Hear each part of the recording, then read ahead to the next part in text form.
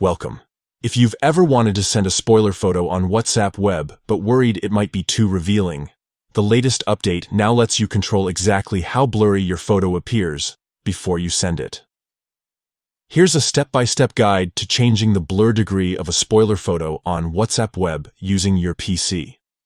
First, open WhatsApp web in your browser and log in by scanning the QR code with your phone.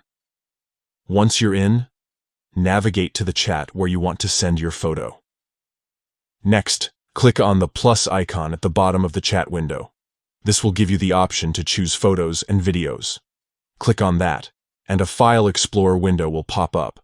Now, find the photo you want to send as a spoiler. Select it and click Open. This will load your image into the WhatsApp web chat window, ready for editing before sending.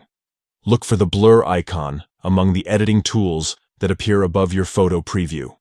Click on the blur icon. Your cursor will change, allowing you to select the area you want to blur.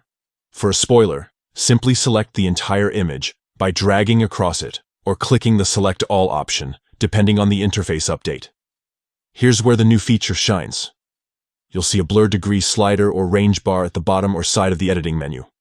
Drag this slider left or right to adjust how strong the blur effect is on your photo.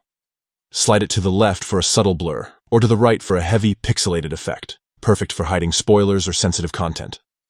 Once you're happy with the blur level, take a final look at the preview. If it looks good, click Send.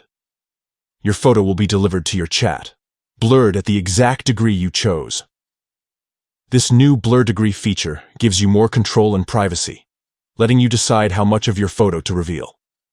It's a simple but powerful way to share spoilers, surprises, or sensitive images without giving everything away at first glance. Try it out next time you're on WhatsApp web and enjoy a new level of privacy and fun in your chats.